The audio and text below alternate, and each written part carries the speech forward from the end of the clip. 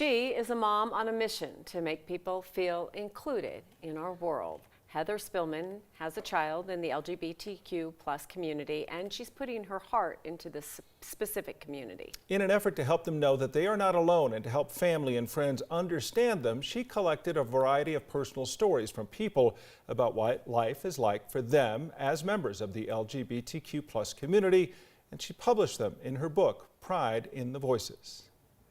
I thought, well, if I get the histories of a whole bunch of people and their personal stories, that it would give all of this. It would give people coming out a place to not feel lonely. It would be something a tool that could be used for a parent whose kid came out and who wanted to give it to somebody who wasn't accepting. Spillman makes it a big point to note that these are not her stories to tell. She connected Jordan Chavez with a few people who spoke to her so that they could share their stories in their own words. I always knew there was something different about me. I don't think I knew I was different until I was older. I feel like if I look back, I've known for a long time, I feel like there's a lot of instances that I can recall being like, oh, that explains a lot. My name is Michael Vrooman. I'm 51 years old from Denver, Colorado, and currently I'm the reigning Mr. Gay Pride of all Colorado. I'm Jonathan Gonzalez. I'm 45. I've lived in Colorado for over 30 years, and I've been out for 21.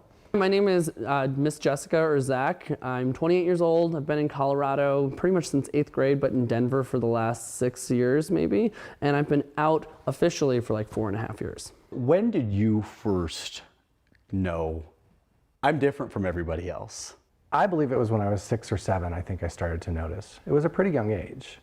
I had girlfriends, but it was always really very awkward. I didn't do the same things as most boys did. I preferred to hang out with girls. Probably senior, junior year of high school was when being around a queer person or like a gay person was in my face, and I was like, wow, this is an option, because that wasn't growing up. Who did you first come out to, and how old were you? Oh man, I guess technically my sister, because I had to. I had my first boyfriend in junior high school, but I didn't tell my parents or anyone until I was 17. I actually came out to a really good friend of mine at the time, and I remember having the need to go tell her, so I got in my car, and I just remember driving up and down Broadway for felt like hours, just getting the courage to get to her place, and then finally getting there, and still I'm gonna need some courage. It was a lot easier than I thought. I felt relieved, a big sense of relief, honestly, because that was step number one for me to really move forward with the life that I knew authentically I wanted to live and the person I wanted to be. I don't remember feeling anything other than really stressful and then a lot of relief in that moment. Any doubt or fear I had, it really was internal. I put that all on myself. Why is it important for you to tell people about your story? I believe history is important, and those stories are people's personal histories. I'm a pretty terrific person, if I have to say so myself. And I'm a joy to be around, and I love sharing that joy with others.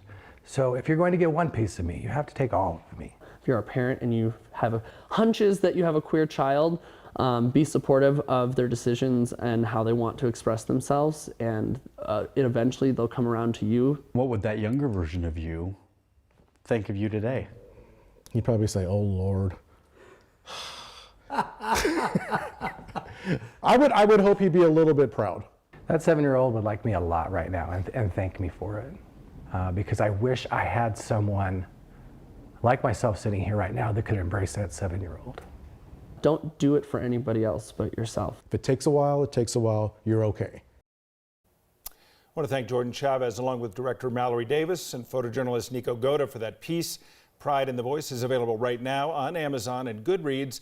A portion of sales goes to LGBTQ organizations that are actually chosen by the book's participants. And Spillman will join Jordan Chavez and Erica Lopez live on Saturday morning for a larger conversation.